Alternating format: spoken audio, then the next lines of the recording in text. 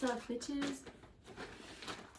Today I'm not knitting, I'm sewing because I have no reason to knit a headband for my mother anymore. So I'm just not going to. Which is like mean. I should just make it because she's my mom. But oh well. So I'm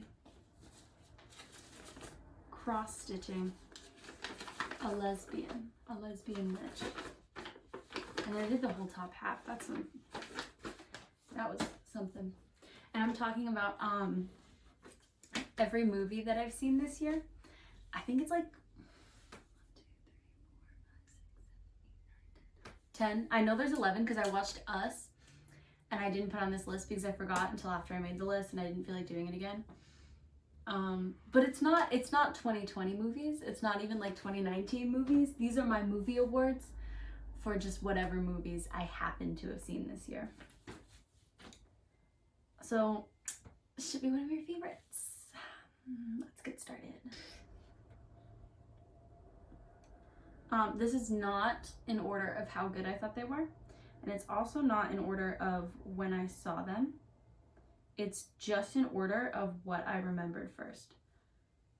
So the first movie, I don't know how to say it because it's Turkish, but in English it was called like You Are My Home or something. I don't know, I'll have to ask Safe. But it's Safe's favorite movie. He made me watch it so I could understand something. I don't know what I was supposed to understand, but I watched it. The entirety of it is on YouTube. And ever since I watched this Turkish movie, the guy who starred in it, I've had this suggestion for this movie called like Ice and Fire that he stars in. Pops up every damn day, and I do not know how to tell YouTube that I'm not actually interested in Turkish romantic movies. But so this movie is about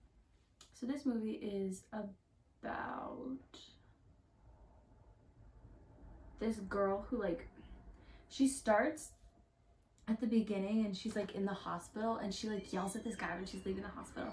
She like screams at him and she looks kind of crazy because she forgets how to open the door. She forgets how to open like a revolving door in the hospital, which they have at my mom's hospital, and it is literally the worst thing I've ever experienced. It's terrible. But it's probably, oh my god, it's probably so good for the coronavirus because nobody has to touch anything. I understand. This is fucking hard. It's harder to sew than it is to knit. Maybe I'll start knitting again. Anyway. Oh, so she like yells at this guy in the hospital because she doesn't know how to get out of the door. And then he like works for her dad or something. So she sees him all the time and she gets this big fat crush on him, which is kind of cute. Like, it's cute. It's not ugly. And they like fall in love and shit. And it's like, oh, but she has like this memory disease and she like fucking dies. And it's like very typical romantic drama kind of thing. It's wicked not my thing. But I told him I'd watch it, so I did. But okay. So this movie, it was good. I enjoyed it. I had a good time. You gotta watch it with subtitles if you are afraid of subtitles. First of all, get out of my life. Second of all, don't watch this movie. Because it's in Turkish. Oh shit. But it banged. Like, it was not a bad movie. I didn't have a bad time watching the movie. There are a couple things that like didn't wrap up. A couple of plot points I was left thinking, oh, where'd that go? But it really, what it does well is it like leads up to her memory disease. I forget what it was called. It was like not capsaicin. That's when things are hot. Oh shoot. But I do not recall what it is called. But yeah, it wasn't a bad movie. It was pretty good. And then I watched, The Invisible Man. I saw that one in theaters. And before I review it, this is not a review, this is my shitty. Before I review it, I would like to say that I heard I heard somebody say that they were like wicked terrible and like wicked abusive to the people not producing the movie, the people that were like making the movie, like doing the actual work. And they like didn't pay them or something. And I don't know anything about that. And I surely probably should have looked it up before I decided to speak about it. But I didn't. But I'm aware. So don't, so like if something completely shitty is happening with this movie, ignore everything I say and don't go see it. Don't see it anywhere. We can't leave the house. But it really banged. Basic, I don't want to spoil it like I did the other one. But there's this girl and she is getting abused by her husband, boyfriend. And she runs away and he kills himself. And then she thinks that he's still there. She thinks that he is like a ghost or something stalking her. And it slapped. It slapped. Like it was enjoyable. It was shocking. It was not what I thought I was gonna go in there and watch. I didn't know anything about it when I went into it.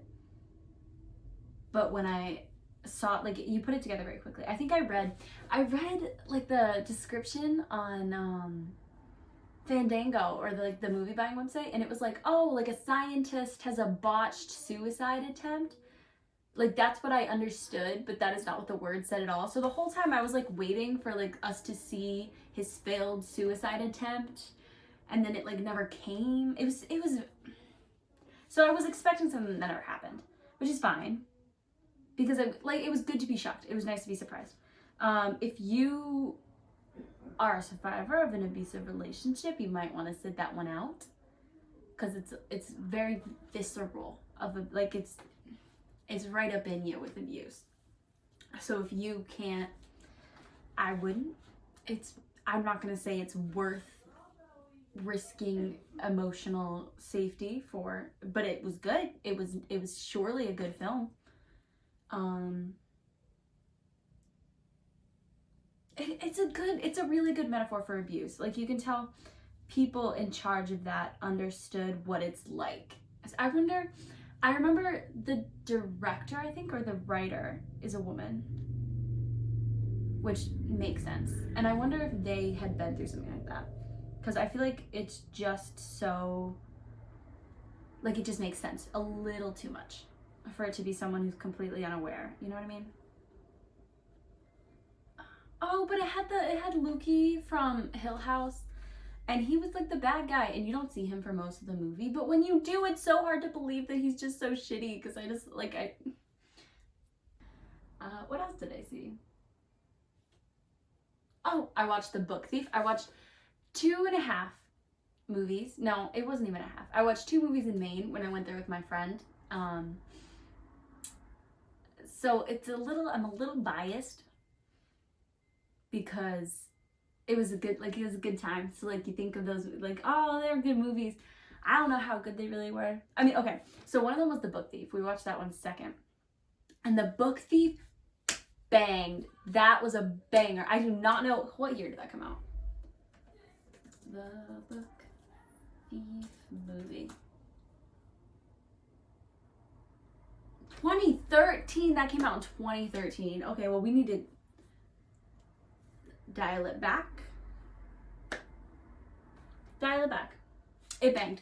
I will say I watched that, and I also watched Jojo Rabbit this year, and like it's the same thing but very different stories. And I like this one more than Jojo Rabbit. And I know Jojo Rabbit really slapped. We're really getting in that one for the Oscars. But like this one I did like more than Jojo Rabbit. And I'll talk about that more when I get to Jojo Rabbit, when it's like it's the end of the list. So we'll see. We shall see. Shall we now? This one was better though. This one, it was just, and I mean it's sad obviously. I'm gonna spoil it because I don't care. It came out in 2013. Everybody dies. And I didn't read the book. I was honestly considering it afterwards, but I don't want to talk about books today because my co-star told me that nobody cares how many books I've read. So I can't talk about that today. Maybe I'll make a video on the books I've read tomorrow because we can't talk about that today. But I was considering reading the book afterwards. Like it was so good. So I think if you read the book, it would be a little less you know what I mean? A little less surprising. But I was shocked. I surely was. It was very sweet. It was just nice. I don't have any comments on the plot. Some of these I really want to get into, like, what they say about social life, but I can't. This one I just really liked. It was just fun. King shit only. Oh, and then the second one that we watched was, I think it's called Free State of Jones. Hold on. I probably should have Googled this. Free State of Jones. It's got that white guy, Matthew McConaughey, right? He looks like that guy. And that it's like a true story, I guess, about Confederate soldiers that like dipped on the Confederacy, and they're like, yeah, I don't feel like being racist anymore. And they like lived in the in the swamp with the escaped black slaves, and they like fought for the Union. It was a good movie. I enjoyed watching it, but there were things that they popped into my head. You know, like it was a little. You had to watch it and understand, like, okay, this is a white savior story. I'm gonna sit here and watch some Confederate soldiers, people who had no issue killing for the sole purpose that like they wanted to enslave black people. Period. End of story. Until it affected them, right? Like all these people were convinced that they should fight for the Union because their shit was getting stolen. The Confederacy was like taking shit from them, or like someone they loved died in the war, and like, yeah, that's shitty. And I don't want to. I'm not trying to start like Confederacy. It was a war a long time ago. Can I film my video? Yeah. Are you gonna stay here? Yeah. Okay. It was a war a long time ago, man. I'm not trying to cancel the Confederate soldiers. But when you think about the stories that are told, and like, we can tell a different story about slavery, but like, anyways, as I was saying, it's a wicked white savior story. They like have all these important black characters, and they name like 2 of them. And as soon as the white people like start joining him, you kind of forget about all the black people that he was just friends with. And like when they try to be like all the white people that come and join him, when they try to be racist, he like gets on their ass about it. But I don't know, you built a situation where they felt comfortable enough being racist anyway. But I mean, it's a civil war. Am I really gonna get on people's asses for being a little bit racist? Great question. Look how thick I look. Oh, and then there was like one important person who died, and it was his black friend. Like the one black named character besides his wife died like brutally. And maybe that's what happened. I haven't looked it up. Maybe that's what happened. But like the one important black character besides his wife, zip. And I had to watch that scene twice because Safe like wasn't paying attention. And that really sucked. That did not slap. And then his wife is like, it's so important that she's black. And I just noticed that they happened to cast literally the lightest black woman on the whole planet. But like, I'm not black, so don't, you know what I mean? But it was, Oh, but then they had this whole plot line where it was like the 60s, and like they would put it back and forth where you try to figure out if this man had a kid with a black woman or with a white woman, because like if he had a kid with a black woman, like they can't get married. But it really didn't, like, it didn't do anything for the story. Didn't really help. It just kind of showed like, oh, his family in the future like also isn't racist. Ooh. It didn't really do anything for me. I feel like it could have just been the historical. They're both historical. It could have just been the part for the Civil War, and like that would be fine. It would be okay. But it was a good movie. I enjoyed myself. I watched it 2.5 times, and I'm not upset about that. What movie? Free State of Jones. Don't pull on that. I'm putting it back. Matt, what should I watch? Criminal Minds. No. Watch Criminal Minds, period. The next movie I watched is not the next. It's just a movie that I watched. I watched Yours, Mine, and Ours. Because I started watching it when I was babysitting this little kid. And she didn't even watch it. She fully did not pay attention. But I was like, you know what? I'm going to go home and finish this movie. So I did. And it banged. I definitely saw it when I was little. There was Yours, Mine, and Ours, and then there was the other one that was like 1,000,000 kids because of marriage, and it wasn't the Brady Bunch, but they're very similar. And when I was little, those just really hit for me. We got 5 kids. Like, Was it Good Luck Charlie? it was not Good Luck Charlie. Thank you for asking. Oh, I mean, okay. So Yours, Mine, and Ours, it slapped. It's always slapped for me, but I haven't seen it in so long that I didn't remember the plot. So I rewatched it. And I mean, it was good. I did have a good time. And it's mostly about the kids. So a lot of the issues that I had were like, oh, you know what? That's weird. Why would you marry someone without introducing them to your kids? Why would you marry someone without knowing that they spank their children? Which would have been like a complete zip out, I'm done, goodbye. If this man was like, I'm going to spank your kids. But are you? Because I think we'd be leaving. But, anyways, as I was saying, oh, the dad was like a military guy, and the mom was like a wicked hippie. But like the way that they framed the military was very positive, and the way that they framed the mom being a hippie was very like, we shouldn't. And like they're definitely both supposed to be extremes, but it was definitely framed that like being in the military is definitely way, way, way better than being a hippie, and like it's so much better for your kids, and your kids are going to be much better people. But like obviously the whole point of the movie was that you're supposed to find like a nice middle. If you guys haven't seen any of these movies, like this is not going to be good for you, and I apologize for that. Oh, I watched this movie on Netflix called Saving Zoe, and it's about this girl whose sister gets murdered. And she like goes back to school afterwards, and she has to like solve why exactly she got murdered. And it was honestly like it was kind of interesting. It wasn't a bad movie. The plot twist was a little, you know what I mean? Like it was fun. But it had those girls. No, it didn't. It looks they looked very much like the sisters that were in Read It and Weep, and how they looked so alike. I feel like you know that they're not. Oh, you know who it was? It was Allie. It was Allie from Austin and Allie.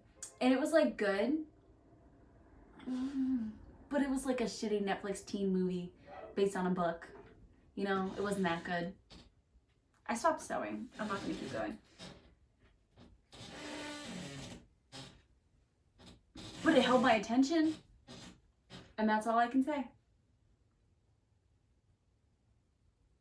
Oh, and then I watched this movie called Falling in Love, where this lady gets, she wins this, like, inn in a contest, and she's like, oh my god, this is my dream, I've always wanted to own, like, an inn, and, like, I've always wanted to do that. And it's in Australia, and she's, like, American. So she, like, just packs up and goes to Australia to own this inn. And she, like, sucks, she doesn't know what the fuck she's doing. And she meets some guy, and they're, like, mean to her, and everybody has this cute little British accent, and then there's a big fire.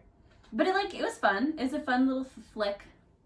I don't have any commentary. It held my attention. It was a good time. Oh, I put it last. I don't know why I put it last. It was a good time. None of these movies were bad. And I will tell you if there's a bad movie.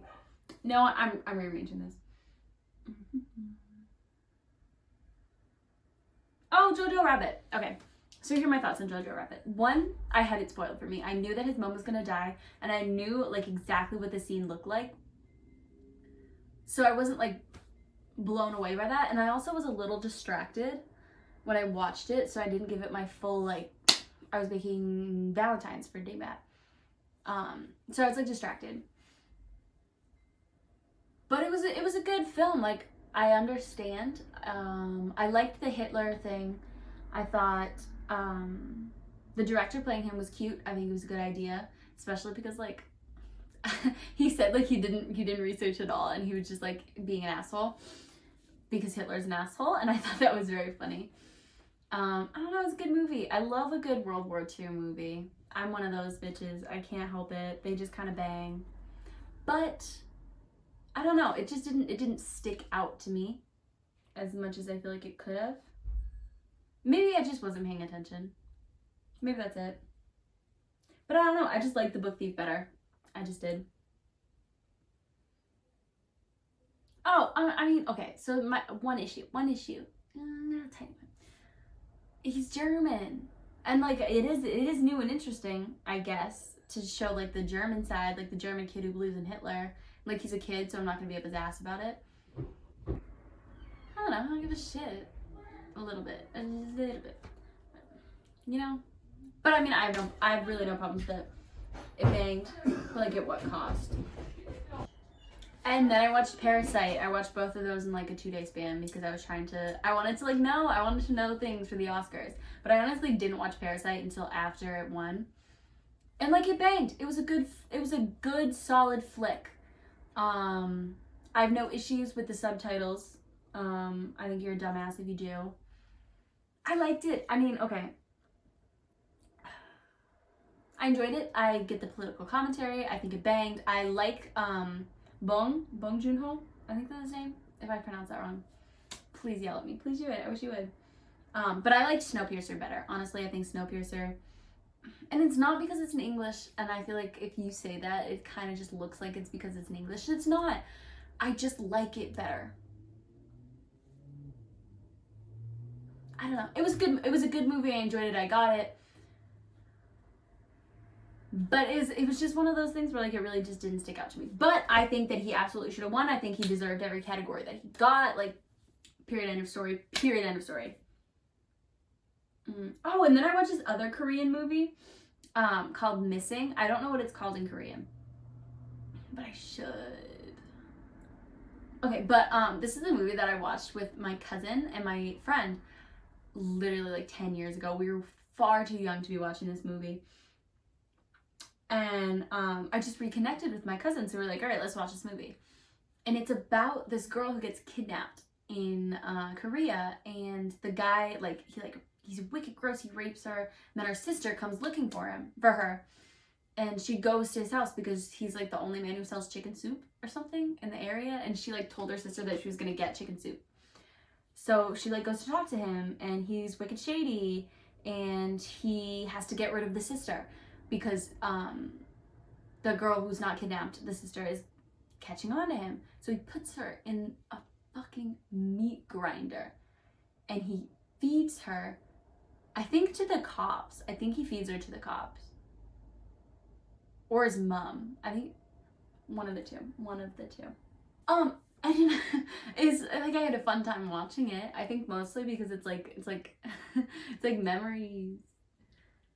But it did kind of make all older Korean men look like freaks. Like it very much, because there's like a neighbor who's also an older Korean man who's like a freak. So like literally every man like that is like a creep. But it was fun. I had a fun time. I feel a little icky after watching it. And I don't know that it says much for like, but does every movie have to say something for the world? I guess maybe. Not the world, but at least people. What could I learn from that film? It's not a PSA. I don't want to say like I learned be safe, because it's not a PSA.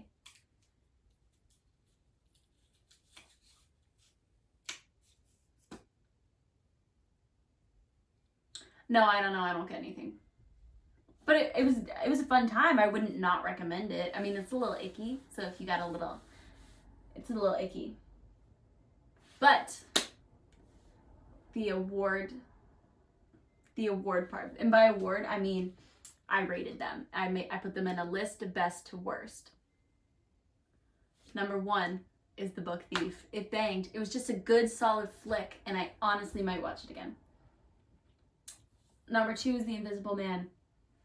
It was good. It was a worthwhile flick, and I think part of it is that I saw it in a movie theater, and I am like so partial. Like when I'm in that theater, there's nothing, and I'm watching this flick, it always bangs. It always bangs, period. The happiest moment of my entire life is when I saw Baby Driver in movie theaters. I deadass have never felt that much pure, genuine happiness, and I know for a fact that I never will again, ever in my entire life. And I'm okay with that. I'm at peace with that. And then next I put Yours, Mine, and Ours. And I'm going to stick by that. I'm going to stick by that. And then I put the Turkish one, You're My Home. You Are My Home? I think that's what it's called. And then I put Jojo Rabbit because it wasn't bad. It was a good movie. I did enjoy it. And then I put Parasite because it is a good movie. I just can't put it higher up because it didn't say anything to me. And then I put Freed State of Jones. I just liked it. I just had a good time. And then I put Missing, but honestly I'm gonna replace that at the end. So then I have Falling in Love, and then Saving Zoe, and then Missing. So Book Thief, Invisible Man, Yours, Mine, and Ours, You Are My Home, Jojo Rabbit, Parasite, Freed State of Jones, Falling in Love, Saving Zoe, and then Missing. Which is pretty close to the order that I listed them in. Probably because the ones that I enjoyed, I remembered. I will tell you, I was trying to come up with a list of movies that I saw this year, and I was at a dead stop after The Invisible Man. I had You Are My Home and then The Invisible Man, and I could not think of anything else.